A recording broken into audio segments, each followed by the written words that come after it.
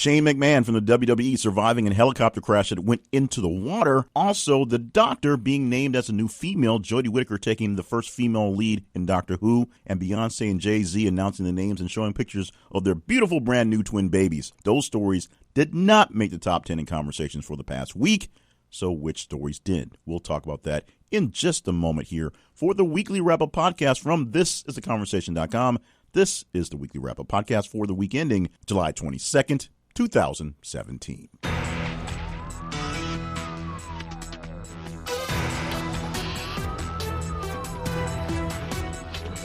And welcome to the podcast. This is the weekly wrap-up podcast from thisistheconversation.com. Glad to have you along with us for the ride, the full ride from the week. We go from July the 14th to July the 20th. That's 7 full days of time where we went through all the conversations from a Friday to a Thursday, creeping a little bit into the Thursdays there that overlap, and get you the best stories, the ones that you thought were the best stories, the most responded to stories within the last 7 days. And we previewed you in a top 10 list, David Letterman style, from reverse order, 10 to 1, to let you know how they reacted, how you reacted to the stories, and which ones sent you totally bonkers. We'll follow that up with an interview segment today. This time we'll talk to Daryl McCullough, who is one of the hosts for the Full Circle podcast. So a podcast they've been gracious enough to allow me to be on to talk politics and pop culture a few times, and hopefully get on a couple more times as well. I like to think I'm a friend of the show there. He will play the brackets, Daryl will, and see which stories he'll get a chance to chat about after taking the unfair advantage of having to choose between two totally differently weighed stories. We'll talk about those in just a bit. And then we'll get into some of the other thens, the also-rans, ones that didn't quite make the top 10, some that had an unfair advantage of being late stories and didn't have enough run. Some of the late stories had plenty of run to get into the top 10 this week, so it's amazing how high some of the stories got with being so late, including we'll get to some really, really interesting ones from on Thursday, or yesterday as we're recording this, that almost made it into the top 10 based on their popularity, but it just time didn't work out quite well enough for them. So we'll get to that in just a bit. But first, let's go ahead and take care of the top 10 stories, because that's what we do. Starting off in backwards order, reverse order, 10 to 1. And the weird thing about life is we learn so much about people, and sometimes just really famous people that you have no reason to know about, is because of lawsuits and legal things being put in the public record. A lot of things from this today happen to deal with all that stuff. This one being Usher, number 10 story, that he paid one woman $1.1 million a few years ago because he allegedly infected her with herpes. Now, she apparently actually has herpes. He allegedly gave it to her, and we know he has herpes because the lawsuit tells us he contracted herpes sometime around 2010. He had sex with this woman sometimes in 2013. It happened in California. California has very strict laws about people who knowingly have communicable sexual diseases, not alerting partners of that and not having protected sex because they see it as a pretty big crime. Therefore, because Usher had sex with this woman, having this disease, giving it to her allegedly in the time frame, he had to pay her for damages, $1.1 million more or less. This was a weird week for stars and celebrities that going to things like that. We'll talk about R. Kelly in just a bit because obviously he was a big hit. A lot of other kind of falling stars or big-time stars having some issues in extramarital things.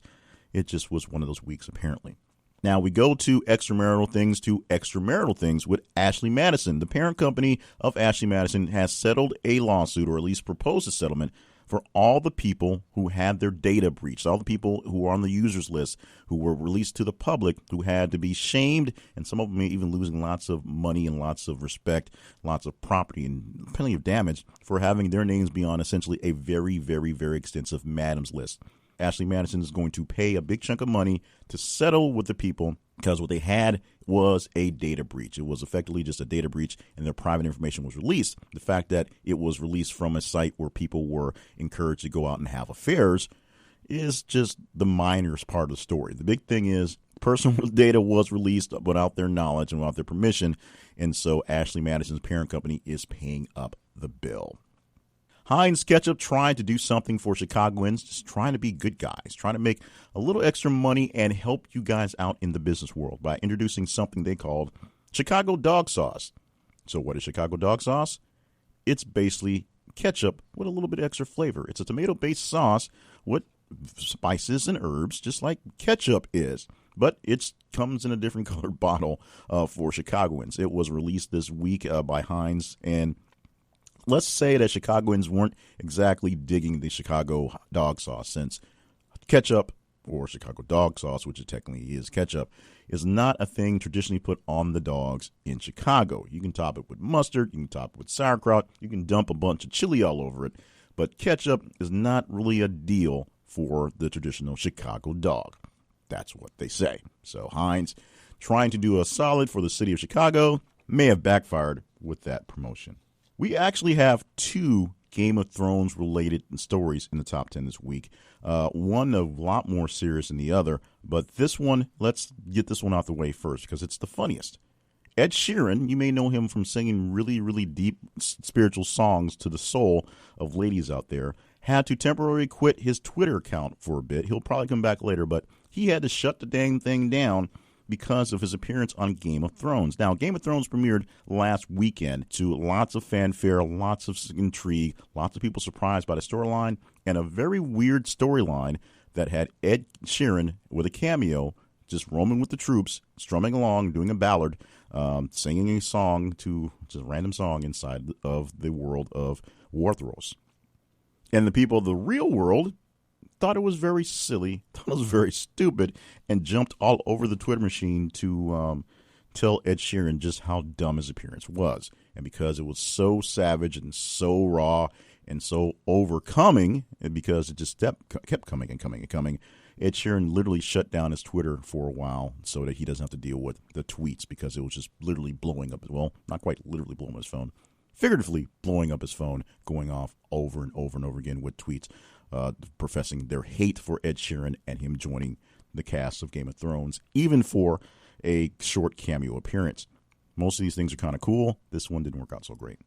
Something that actually sort of worked out for Ezekiel Elliott, although it wasn't very cool in the process, was the fact that he was in some sort of altercation from last weekend. Dallas Cowboys running back Ezekiel Elliott, the amazing rookie running back from last year, was involved in an altercation in a bar in Uptown Dallas coming in this Sunday, Monday. Now, that in itself is not a major problem, except for the fact that he was already awaiting some sort of sentencing for a year's worth of really dumb things being done by Ezekiel Elliott, including possible domestic battery charges and just regular shenanigans that young people do, especially if they have a lot of money and a bit of free time. Now, this was expected to come along as something that would be added on to whatever was being done. So essentially, if the punishment were basically packaged up and ready to go and just waiting for it to be announced, we did have to open up the package, see if more punishment would come, and go from there. The thing that worked out for Ezekiel Elliott in this case was that apparently not too many people are stepping up to the plate to give any information about what happened after the initial police report. There seems to be not enough witnesses to talk about what's going on, and even the guy that eventually was popped isn't really talking about the situation. Apparently everybody wants Dallas to have such a great year. They don't want Zeke to be in trouble for it. So this ended up being dropped, at least as far as charges, and so this won't go into the big NFL investigation, although once it's in your mind, it's hard to really erase it. We'll see if that becomes a problem for Ezekiel Elliott when he gets his actual punishment from the NFL, and we'll see if him and Dallas Cowboys quarterback Dak Prescott can do another thing like last year, repeat for their sophomore season, or whether the Blues will come in this year of a slump.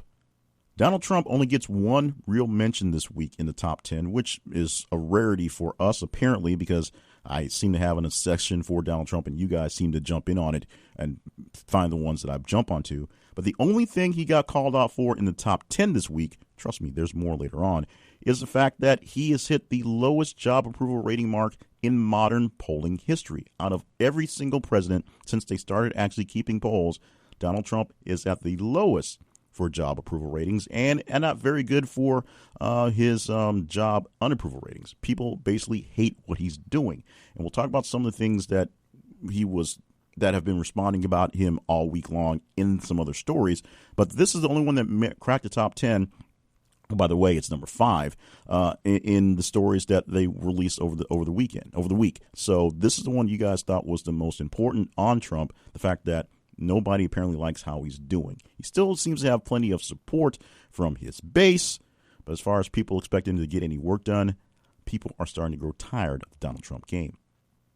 And speaking of games, number 4 story, his recruit Marvin Bagley III. He's the top high school basketball recruit in the nation. He's a senior this year. At the moment, he may change his classification so that he can be a college freshman within weeks. That will allow him to play basketball this season for a college, possibly Duke or USC, and he would be a one and done and go fairly high in the 2008 NBA basketball draft. Now, this is not as odd as you would think. Many players in the past couple of years, and a lot of very high draft picks do this. They find a way to reclassify themselves and essentially graduate early. These kids are really smart. That's the kind of thing that gets lost in the whole shuffle of this. These are really smart kids who have enough credits and enough exposure and enough thought process to kind of get around the system that we have for the drafting and get into basketball on the draft level a whole lot easier. Now, if you were just going to quit high school and join the draft, that'd be different. But right now, he's technically a junior going to his senior year of high school. He can reclassify himself based on the credits he has for school and start college early, which would mean he'd be a college freshman, which means he can play a full season of basketball, show off his gifts, and make big money in 2018's draft. We'll see if that actually happens. If he does, good luck to the young man, because it's all about getting a job. Our second Game of Thrones reference comes not so much from Game of Thrones, but from the creators who are doing something very, very dumb. The number 3 story is the fact that the creators of Game of Thrones have their next series ready for HBO, or at least in the works, planned to go. When Game of Thrones ends its run very soon, a new series called Confederate will begin its life. Confederate is named after the Confederate States that attempted to succeed from the Union way, way back when. This is an alternate history show where the Confederacy actually lives today in 2017-ish. The Union was not able to stop the Confederate Revolution, and they seceded from the United States, making 2 Americas, although there's really a whole bunch of Americas, a United States of America and a Confederate States of America, which actually practices some form of slavery, which somehow works morally and economically in the year 2017-ish. Now, whether they actually place it in 2017 is not exactly what was stated, but they did say it was a way that worked into slavery in a modern-day working sense. Now, some of the intrigue built into the story is the fact that there's apparently another civil war brewing in this worldview, and so that's one of the intrigues and one of the things they work out story-wise. Now, this is gaining a bit of popularity because of the genre of alternate history stories. There's plenty of, dystopian stories of the future where things are blown up and everyone is kind of living out in this weird kind of future. But this is a story where they take something that happened in the past, flip it on its head, and see what happens if the opposite, if a random event flipped it and made something else work out. For example, the shows that have been big supported with this, big show that really big things to this, are something like The Handmaid's Tale, which is a alternate universe of us based on weird events. And the really big one they're using is the show The Man in the High Castle, based on a book, The Man in the High Castle, which is an alternate telling of history where the Nazis and the Axis powers in general win World War II. In that story, it's coming more into light of how things happen, but essentially the Nazis got the jump on the nuclear bomb. They bombed Washington, D.C., and America fell apart at that point. They were able to split the nation into a part that was controlled by the Nazis, a part that was controlled by Japan. Meanwhile, the Nazis are still kind of turning the screws in power, and they're about to go to war again with Japan and essentially take over the entire world as opposed to just the big chunk that they already are owning. A lot of comparisons go to those 2 shows because those are examples of a warring nations where one thing changes, someone else wins the war, and someone else's worldview is in place. The big issue with Confederate is the Confederacy, from a history standpoint, from a real historic standpoint, had no real chance of actually winning a war with the United States. What they were shooting for was that some other nations would essentially give them the same sort of eye view that they gave the original colonies back in the day as seceding from their oppressive, aggressive main union. They were hoping for France and UK to back the Confederacy as their own country, which means the United States would back away from fighting them. That never happened.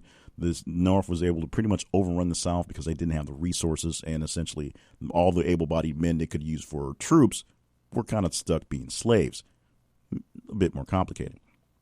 As an African American, this is something that really does not interest me, although I'll probably end up watching to see what exactly they're going to get down with this thing. But there's so many weird stories and weird parallels that do not interest me at all, in a sense of just common sense, that I don't understand why someone would put this into writing, put this in words. In fact, many of the reports that, of course, blasting this come down to the fact that it's not a big deal because, quote unquote, white people get greenlit stuff that's really stupid a lot of time anyway, unquote, because this is a bunch of white people with a radical idea. It's getting greenlit, even though it's a radically bad idea, as opposed to something a bit more sensible. We'll see how that works out. The number 2 story goes to R. Kelly, who is apparently running a sex cult, abusing women and holding them against their will. And by the way, the women are barely over age. At least this is what some parents were told by police. That's how it was portrayed early in the week. R. Kelly is holding women the women going in to, quote unquote, work with R. Kelly to be monitored, to be mentored and work with them in the music business, are coming into this house, never getting a chance to leave, performing weird sex acts on Mr. Kelly, and apparently just in this weird cult-like thing. R. Kelly, of course, is saying this is not happening. Some of the women who are involved in the mentoring program are saying this is not happening. This has turned into a pretty big story in entertainment across the lens because R. Kelly is R. Kelly. Unfortunately, your reputation does precede you, and the things that you're known for in the past are always there. They may not bring it up when you're in good company, but when they get a chance to get behind your back, trust me, they're probably talking about you. So R. Kelly is refuting, the idea that he's running a sex cult, and this thing is going to play out a lot longer than we actually want to care about. And the number 1 story for the week is that a second person was charged in the confession from Cosmo DiNardo in the killings of the 4 men in Pennsylvania. Now, of course, he confessed fairly late in the week, and over the weekend, from Friday into Saturday, he drug his cousin into it. What began was, first, DiNardo took one man out to the family farm out in the middle of rural Pennsylvania. They were going to do a drug deal out there, out in the open, or not out in the open where no one can see them. He ended up just killing the guy. And burning his body, running over with a backhoe and burying it so it could be hopefully not found. Next day, his cousin brings out 3 more guys that they're going to rob, and the 2 of them together kill those 3 guys and bury them someplace else. So the 4 missing guys within a couple days are all found because DiNardo gives up the information on where they're buried. He buried the 1 guy separately from the other 3, and this story will continue on a very gruesome, very grisly note for quite some time as well. And those are the top 10 stories from 10 to 1 that we went over last week in conversations from Friday the 14th of July until Thursday the 20th of July, 7 days of conversations. The next 7 days will be talked about in reverse order form about 7 days from now on the 29th of July. So stay tuned for that coming up next week. And, of course, be a part of all the conversations we have all week long to determine what stories make it into this part of the show. You do that by following us on social media, th_conversation. That's us on Twitter. This is Conversation is us on Facebook. And, of course, thisisconversation.com is our main website. In just a moment, we'll get in contact with Daryl McCullough. He is the host, one of the hosts of the Full Circle podcast, which is not a bad gig to have because he has many beautiful female co-hosts. And because of that, the conversation is sometimes controlled by the many female beautiful co-hosts. We'll talk about that in a bit, what it's like to run this show. It's been a very popular show, what the community is saying about that. And he has an upcoming podcasters gathering coming up. You can get a lot of information from some great podcasting individuals, insiders, and just podcasters in general, and meet up with some folks doing good stuff in your community. We'll talk to Daryl in just a bit. He will play the brackets, and we'll talk about what he has going on in just a moment here from This is the Conversations Weekly Wrap-Up Podcast.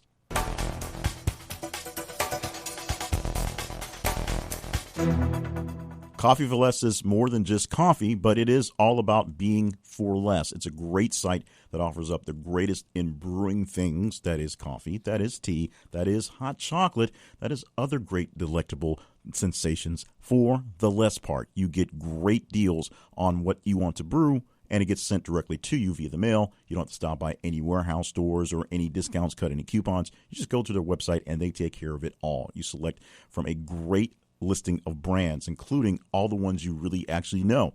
They have Green Mountain Coffee, Dunkin' Donuts Coffee, Starbucks Coffee, Folgers, Celestial, Kind brand, and, of course, there are all sorts of teas and brews and drinks on those ends. Anything you can think about putting in your Keurig or just putting in your regular old pot, they can take care of it at Coffee for Less. And if you go there before the month of July is over, you can enter for a chance to win coffee for not only less, but for free for a full year. It's that simple. You like coffee? You want coffee for free? Stop by Coffee for Less and get a chance to win coffee for free for a year. And while you're there, see how it's like to order from their great selection of great services. They also have coffee makers and coffee accoutrements, things that go along with your coffee as well. If you're in charge of coffee at the office, they may be the great stop for you. If you're just in charge of coffee for yourself, they may be the great stop for you. Check them out. A proud sponsor of This Is the Conversation. We are proud to have Coffee for Less in the family. Just go to thisistheconversation.com/coffee for less for a great deal on coffee for less. Thisistheconversation.com/coffee for less. Check them out today.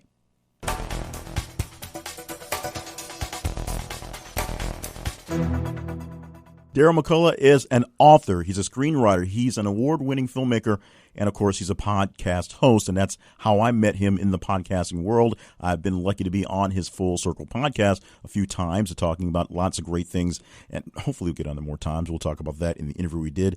But I caught him in the middle of a drive, so there'll be some points where he's a bit inaudible. We lost a bit of signal there, but we got a pretty good interview in the time frame, and him playing the brackets was a great job. And he actually gave him the extra bracket, an extra chance to swap out one of the stories for an OJ story. As we said, OJ didn't make the top 10.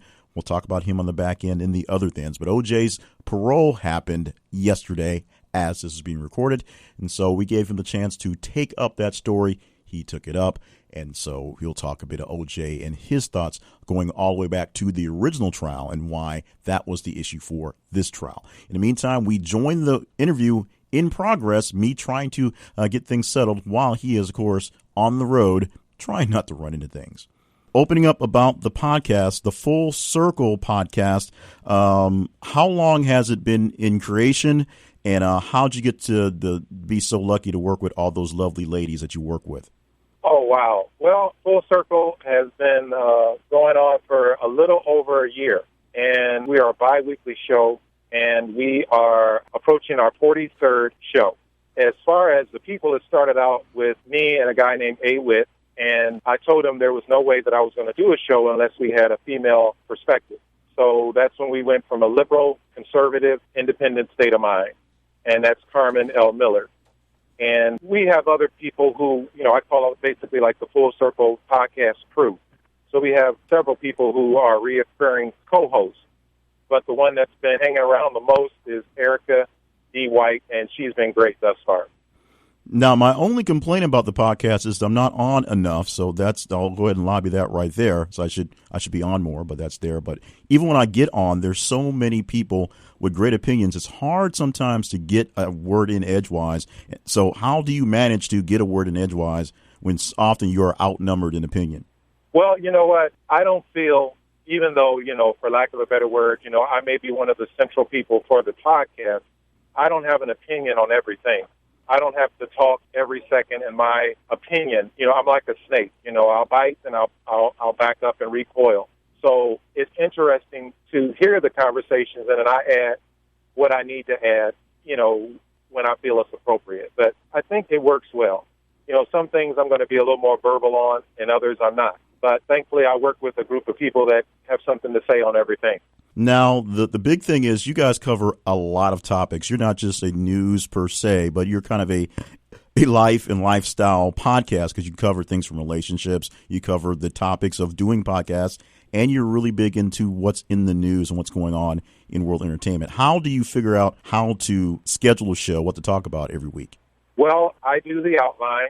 It's structured. It's the same way every show. It's just different things. We have our politics section. We have our entertainment section. And, we do have a current event kind of thing, like what's going on. And then we get into what the actual topic will be. We're chock full of topics to talk about. We talk with our featured guests to see which topic we're going to talk about. And we just expand from there. We try to keep it interesting and fun. Okay, so let's go ahead and get into the game. Now, I'm going to explain the game to you, and we have a little special caveat based on breaking news from yesterday. This is what we call the brackets. What I have are our top 10 stories that have been shuffled in a different order, and we have them listed 1, 2, 3, 4. You'll get a chance to pick between the two topics that I give you, which one is a topic that you might actually want to talk about. It doesn't have to be the most important story, but it'd be the two stories.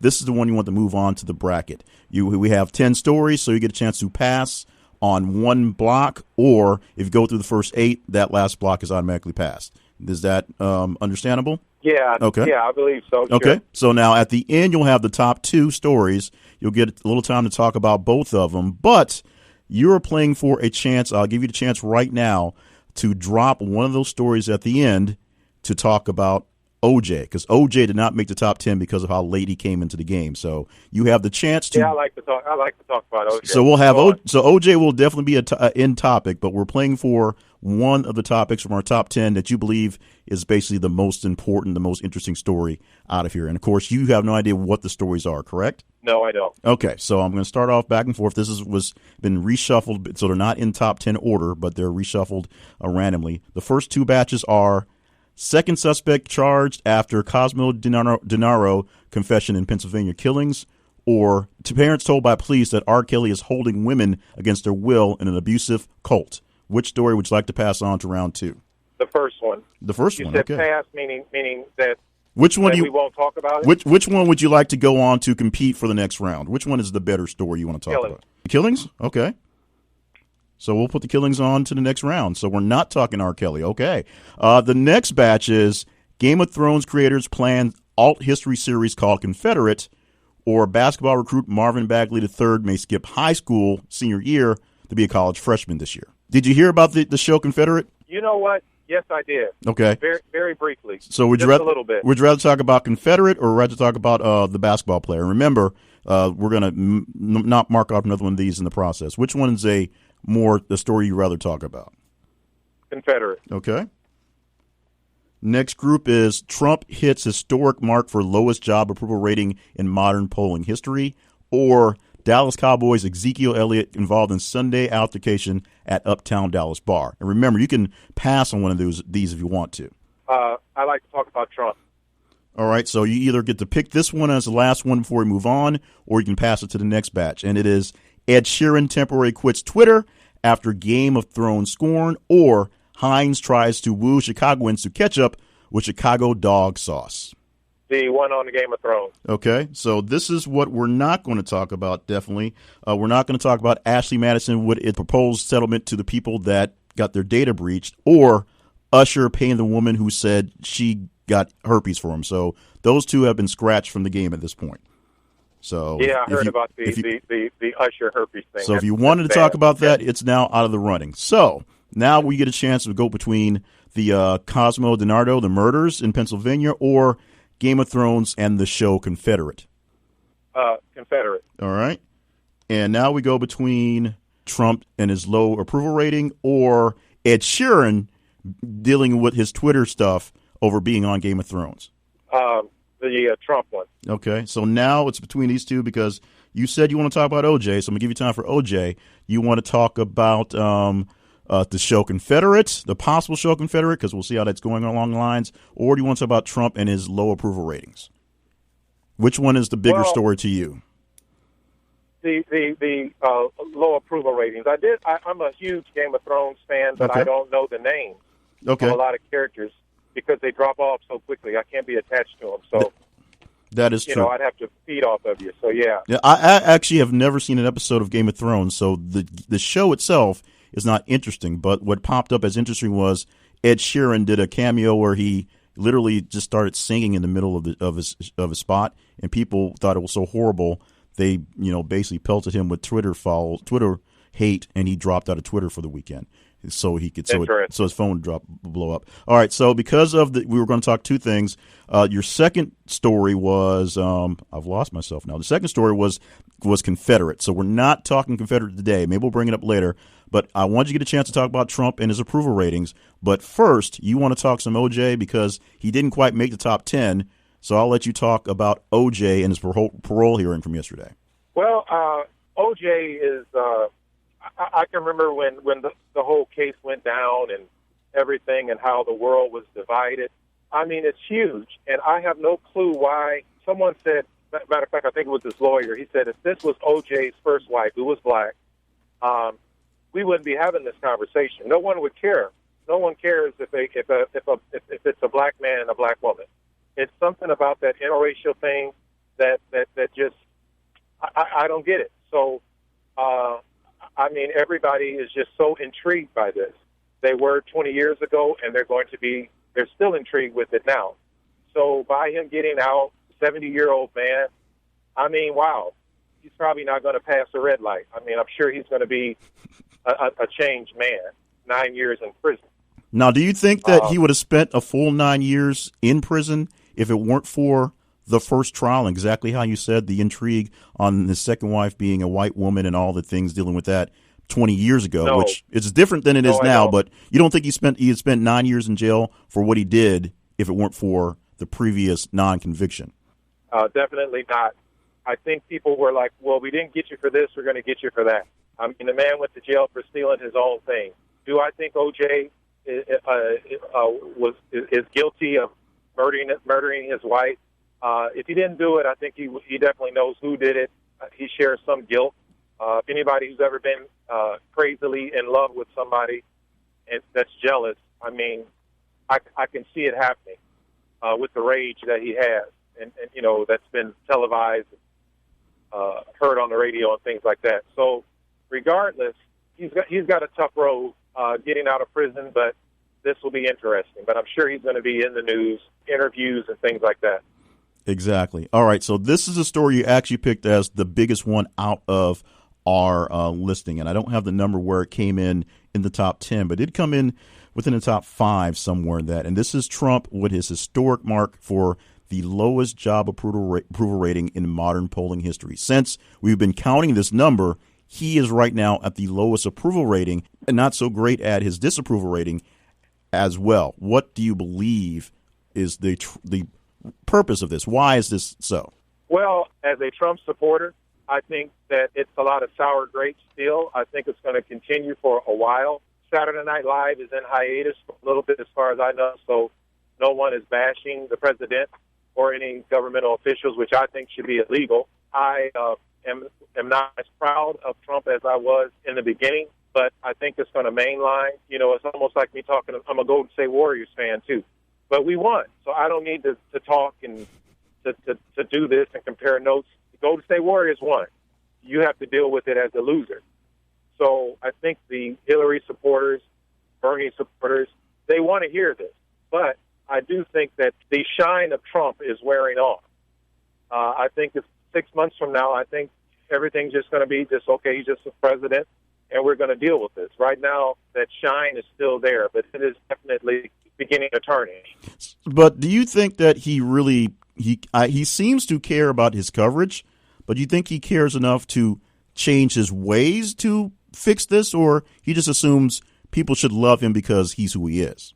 He's going to do what he has to do. I don't think he cares. He just seems like the type of guy who, when you're at that status prior to him becoming president, he cares what people think, but he doesn't care. My complaint with Trump, I think he should be totally taken off of Twitter. Other than that, he's going to do what he has to do. I believe he's a winner, and I believe he's going to ultimately win in the end. Will he get another term? Now that, I'm going to say no. However, if the Democrats and or independents don't stop with the anger and focus that energy on a viable candidate for their party, they're going to find themselves in the same situation. Now, the reason why we we had a Barack Obama was because we had a George Bush. The reason why we have a Donald Trump is because we had a Barack Obama. Now, if they don't get themselves together, yeah, they're gonna find themselves in the same situation. So, I'll be anxious to see who will be the next shining star coming out of the Democratic Party. Okay, so Daryl, now we get a little time to talk about your upcoming pod meetup. Tell the folks where it is, what's the big plans for it, and how they can be involved with it. Well, it's not like I'm speaking like I've been podcasting for 10 years. However, my job by day is sales, and I'm always analyzing things. And I'm looking at these other podcast conferences charging $300, $400, $500, and I'm like, it's kind of interesting. Would I rather see someone that's getting 10,000 downloads, or would I rather personally talk with someone who's getting 5,000, 4,000? To me, I would rather talk to that person. So that's how we came up with the National Podcast Conference that's going to be in Perrysburg, Ohio, which is right on the outskirts of Toledo. We're going to have several, about 10 or more podcasters that are doing well, and they're going to speak on various subjects to help up-and-coming podcasters as well as seasoned podcasters. And we're going to have vendors, entrepreneurs there during the lunchtime, and then we're going to have a concert following the conference. It's going to be a full day. We're going to have a great, great time with a lot of, like I said, seasoned podcasters giving a lot of information that's going to be beneficial for all. Okay, so tell us how to get involved in the conference and then the website to get involved for listening to the podcast. If you check me out, Daryl E. McCullough on Facebook, information's there. If you go to the Full Circle Podcast Show.com, information is there. And for the National Podcast Conference, if you go to nationalpodcastpower.com, we have a website there with all the information, discounts on hotels around there, and I believe, very reasonable price to participate in this conference. Daryl McCullough, he's a man of many things. He's a multiple-time author. He is a award-winning filmmaker. He's a podcaster, and he's just a pretty great guy. Although, like I said, I need to be on the show more often. That's my last little pitch on that. Make sure. Hey, well, I appreciate that. You know, I love having you on the show. I appreciate the fact that you're podcasters are reaching out. We're all in this together. Make sure you tell Carmen I said hey, and we'll get her on in a few weeks.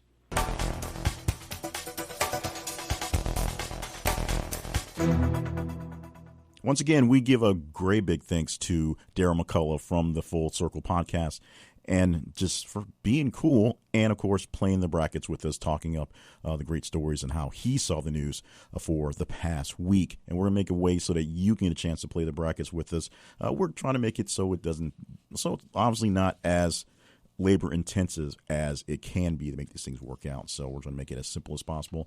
As soon as we figure that out, you'll get your first crack at the brackets with us every single weekend when we do the weekly wrap-up podcast. Now let's get into some of the other stories that did not make the full cut of the top 10 because numbers just didn't work out. But we think they're very great stories, and we have some that are just kind of out there that I have to get in. I got messy and didn't get them in during the week because of greater stories.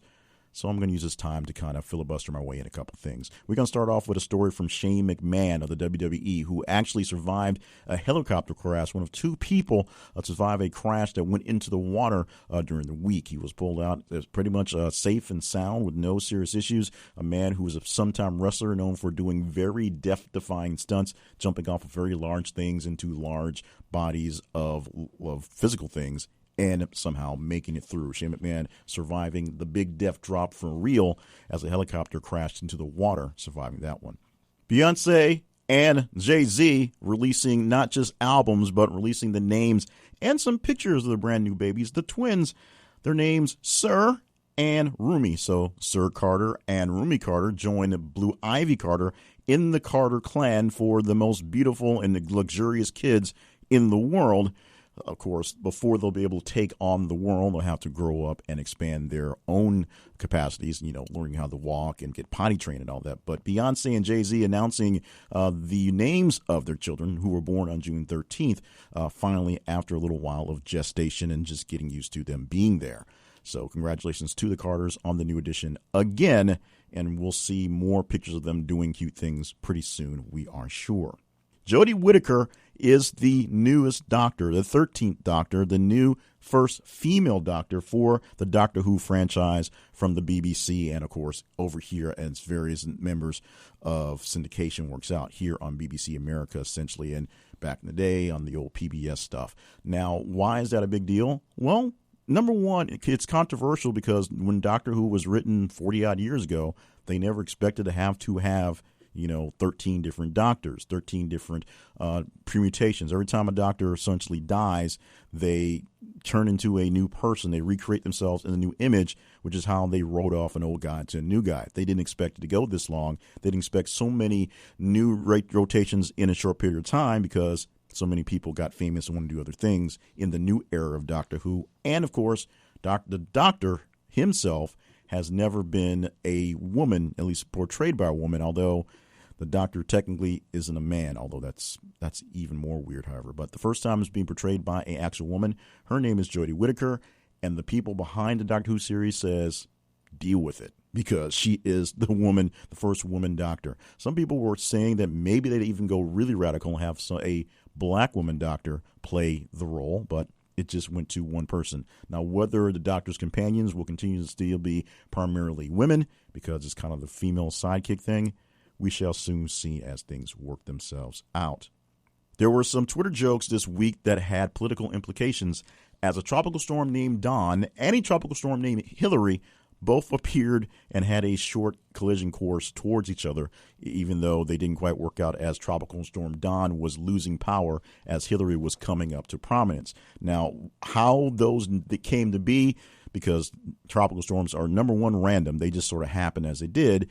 And the names came to be about 5 years ago. Remember, the National Weather Service comes up with a list of names well ahead in advance, so they're already in the books for the upcoming years. So this year is 2017, and they probably have 2022 at this point, just sitting in a list ready to go based on however the hurricanes go. So they're not naming them just willy-nilly off the top of their heads, so you can't say that someone's name was in the news. So upcoming next, Hurricane Beyonce, followed by Hurricane Kim, which will be followed by Hurricane Black China. You also know that hurricanes, for only in about the last 20 years or so, have been named for men and females, or males and females split back and forth. For the longest time, they were all really hers. And there's no real reason for that other than the fact that that's how they do that. They name ships after women mostly, so they name their stuff after the hurricanes after women. That's just how it went for the seafaring folk. Hugh Freeze managed to come up the charts very quickly with a very late announcement last night, but not quite making the top 10. For those of you not in the know for college football and SEC football specifically, Hugh Freeze was the head coach for the Ole Miss football program up until yesterday afternoon. As we're recording this, it would be up until Thursday afternoon as this thing is airing on Saturday.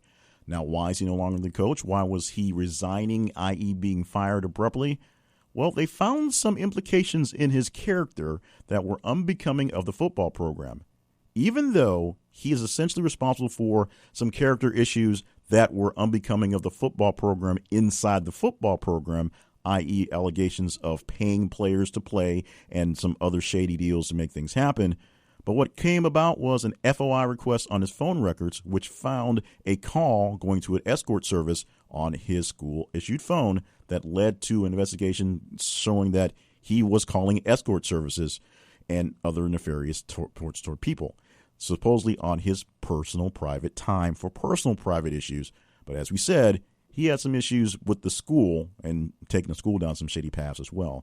Because of the way this went down, it's a break in the morality clause in his contract. There are a lot of those in college football and in sports in general. That means he was terminated with cause immediately, no severance, no go-away package, no buyout, nothing from this point on. Just a man who has to now deal with his family and a bit of shame, and bringing more shame to the school that he was working at and doing fairly well at bringing the school into prominence for its actual football ability, even though it was a bit shady. Now, we promised you some more Trump things on top of the fact that there was a hurricane named, or tropical storm named Trump. This week, the people are speaking, and whether they'll be heard or not is a whole different wonder. But 67% of Americans in this recent poll came out saying that Trump should delete his Twitter account. We already know that his approval ratings are very, very low because a survey said that. Trump actually attacked the survey done by ABC News in a tweet of all things, because that's how he does it. But 67% of Americans in this recent survey says that they wish the president would literally get rid of that Twitter account and stop doing it because it is a distraction. Done. Said. Over. That's essentially how they put it, and they don't want it to go down anymore. Our last bit on Trump this week, the White House is downplaying an extra meeting between Donald Trump and Vladimir Putin at the G20 summit. There was a second meeting after a dinner that lasted for about an hour where Trump and Putin just kind of went off to a corner and talked to themselves. Remember, Donald Trump doesn't speak Russian, so Trump had the gift of Putin bringing along his Russian translator to translate for the talk back and forth. We had no gift of anyone from America who was around to actually clarify what actually was said in this extra hour of chat after dinner. So we don't know what was said. The president hasn't said what was said. The White House is saying they just had a little extra long chat after dinner, after the G20, after an event. But we don't really know what was chatted about. And that is essentially how things go down with the Trump administration. A woman in Saudi Arabia walked the streets alone in a miniskirt and a crop top. Somebody recorded it and made a social media profile for this woman against her knowledge. And because doing what she just did, walking down the street uncovered, is a crime in Saudi Arabia, she has been arrested and had a stern talking to at this point. We'll see how the actual trial, we'll say, proceeds. But there is a state of police in the region for most of the Arab countries there. Saudi Arabia has a very strict religious police that goes about to make sure that the religious laws are being kept. And the law of their very strict religion, their very strict interpretation of Islam, is that all women are going to be covered at all times. A miniskirt and a crop top and wandering the streets is obviously not being covered. No one was around. It was in total solitude. So why she was being recorded and why she was doing the walking, those are two questions that only she can answer and the person doing the recording can answer. But that's what we know from this thing. It's a very interesting story that will bring in a lot of women's rights groups from the world, even though they know what they say has little to do with what goes on with the actual goings on in Saudi Arabia. An Alabama hunter shoots down an 180-pound wild hog that is wandering in his front yard. I did not get a chance to get this inside of the daily recaps because it didn't come up on the top end of the stories. But by golly, I got time now. I'm making time right now. A hunter is just minding his own business when a wild hog comes from out of the woods and is just kind of munching in his yard. He shoots it dead because it's basically a nuisance, and calls animal control like he should, and then shows it off. It was 180 pounds. Every time you see one of those pictures in the National Enquirer about these monster pigs at some place and see some kid, some little bitty 10-year-old with a rifle and some big, large monstrosity, these things do exist. There are wild feral hogs that are out and about, and they are actually pretty dangerous. So that's a big thing. This was essentially could have been a menace to the actual neighborhood, and how he just kind of wandered out at this point, no one really knows. No one has found a grouping where he could have came from. But if you see a wild hog that big roaming through your neighborhood, you might want to be on the lookout as well. John McCain is diagnosed with a brain tumor. That is why they had the very extensive surgery that he did a few weeks ago. They've called it a blood clot to the media before, a blood clot behind his eye, but actually the procedure was a bit extreme to do that. Find out that he actually had a brain tumor in that area. It was removed. He is now going through treatments. He may have to deal with radiation and chemotherapy on the back end. But right now, thoughts and prayers going out to John McCain as he takes on another battle with cancer. Of course, very famous for having myeloma and dealing with that for many years. And many thought that maybe the blood clot that they were taking out was in an area where he was known for having some of the skin taken off for his myeloma. But this happened to be another form of cancer, a brain tumor that was pulled from his head. Winnie the Pooh found himself in a very sticky spot this weekend when he was blacklisted by Chinese internet censors. China censors its internet from things they don't like their people there to see, things that are more Western and really kind of freedomish, if you will, even though they do have lots more freedom in the area of China than we may actually understand. But things are monitored and the things are censored very heavily there in China. The problem with Winnie the Pooh is that someone started making some comments that Winnie the Pooh has some very similar looks, a very similar look to the president of China, Xi Jinping. So after, essentially insulting the president, or maybe insulting Winnie the Pooh, China decided to stop all images and all references to Pooh Bear, Tigger, and the crew because of the insult. Whether that will be lifted anytime soon, who knows? And who really cares in that one? That's kind of a really, really extra silly one. I just know that if we ever go to China, I doubt we'll be taking any Winnie the Pooh books with us because that will probably be a problem. Wrapping things up on a sadder note, these are a large number of deaths that we had to acknowledge throughout the week, starting off with the Walking Dead stuntman who died after an accident on the set of taping for Season 8 for The Walking Dead. Of course, they halted production after that. We'll find out when production comes back into full effect for that program. Bob Wolf, the legendary sports broadcaster who, of course, called Don Larson's Perfect Game in Yankee Stadium, doing that thing for 80-odd years, died at the age of 96 over the weekend. Also dying over the weekend, George Romero, who, of course, the man who created zombies, or at least zombies in the forms we think of them as slow shuffling beasts, from Night of the Living Dead, the creator of that and all the Living Dead shows after that, and the inspiration for zombies in general, is dead at the age of 77.